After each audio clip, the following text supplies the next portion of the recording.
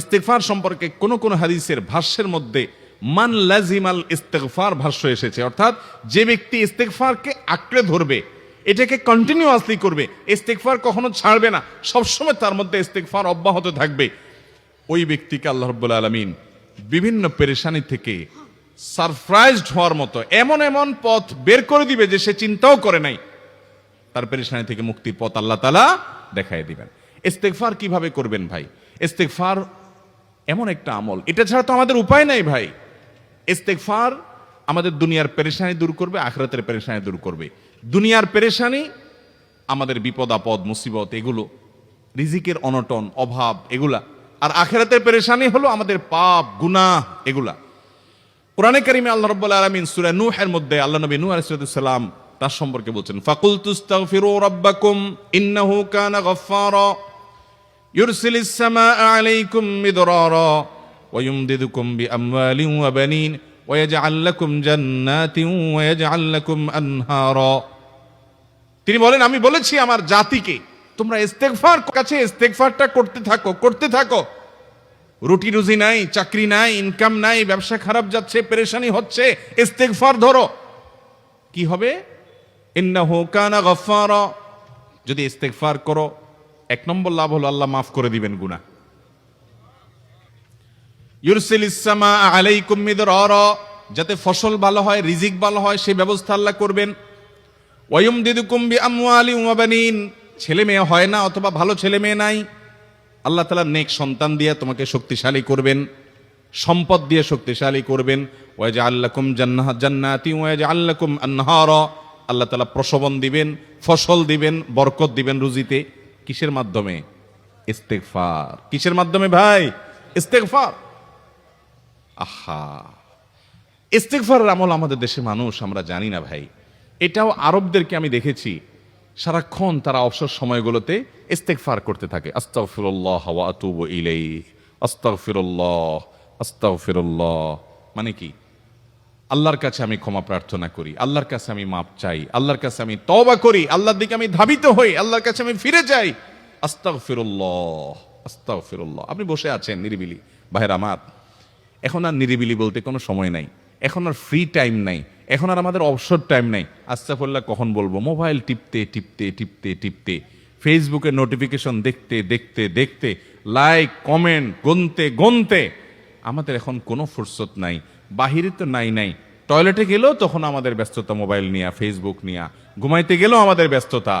ও ভাই আমার, অথচ আমার হায়াত শেষ হয়ে যাচ্ছে, আমল নামার শূন্য খালি, ফেসবুক টিপাটিপিতে পরিপূর্ণ। আল্লাহর কাছে কি নিয়ে যাবেন? ইস্তিগফার করবেন তো ইনশাআল্লাহ? অবসর সময় ইস্তিগফার করবেন তো ইনশাআল্লাহ? নিরিবিলি আছেন, একাকী আছেন, ইস্তিগফার চালায় দেন। 10 সেকেন্ড টাইম পাইছেন, ইস্তিগফার শুরু করে দেন। ডাক্তারের কাছে গেছেন, ওয়েটিং এ আছেন, বসে আছেন, ইস্তিগফার করতে থাকেন। সিরিয়াল আছেন কোন কাজের, ইস্তিগফার করতে থাকেন। ডিউটিতে যাচ্ছেন, গাড়িতে, বাইসাইকেলে, বাইকে, যে কোনো ভাবে পায়ে হেঁটে ইস্তিগফার করতে থাকেন। যে কোনো অবসরের সময়গুলোকে ইস্তিগফার দিয়ে পরিপূর্ণ করে দেন। ভাইরা আমার, ইস্তিগফার সকল সমস্যার সমাধান। ইস্তিগফারের ভিতরে সবচেয়ে শ্রেষ্ঠ ইস্তিগফার হলো সাইয়্যিদুল ইস্তিগফার। সাইয়্যিদুল ইস্তিগফারটা যদি মুখস্থ না পারেন, অন্তত লিখিত ভার্সনটা পড়েন। সাইয়্যিদুল ইস্তিগফারের যে অর্থ, এটার যে মর্ম, বড় হৃদয়গ্রাহী ভাই, বড় মর্মস্পর্শী। ইমানদার এটার অর্থের দিকে তাকায় যদি পড়ে, তো তার অন্তর না গলে পারে না। আল্লাহুম্মা আনতা রব্বি, হে আল্লাহ আপনি আমার রব, আপনি আমার পালনকর্তা লাগেন, আপনার সাথে আমার এই সম্পর্ক, আমি আপনার গোলাম, আপনি আমার রব, এই সম্পর্কটা আপনার সাথে আছে। আল্লাহুম্মা আনতা রব্বি লা ইলাহা ইল্লা আন্ত, ও আল্লাহ আপনি ছাড়া আমার ইবাদত, আমার গোলামি, আমার দাসত্ব, উপাসনার উপযুক্ত আর কেউ নাই।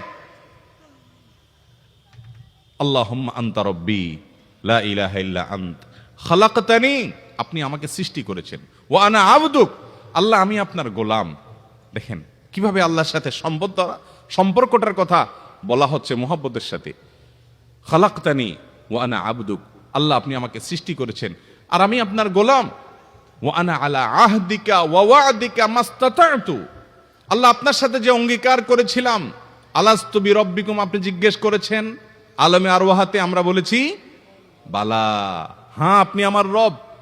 আপনাকে রব হিসাবে স্বীকৃতি দিয়ে আপনার গোলামি করার যে অঙ্গীকার আমরা করেছি, কালিমাতুশ শাহাদা যে আমরা পাঠ করেছি, এই যে আপনার সাথে কৃত অঙ্গীকার, রব হিসাবে স্বীকৃতি দেওয়ার পর, গোলাম হিসাবে মেনে নেওয়ার পর, আমি আপনার যে গোলামি করার কথা ছিল, ওয়ানা আলা আহদিকা ওয়া ওয়াদিকা মাস্তাতাতু, যতটুকু পারছি আমি সে ওয়াদার উপরে থাকার চেষ্টা করছি আল্লাহ।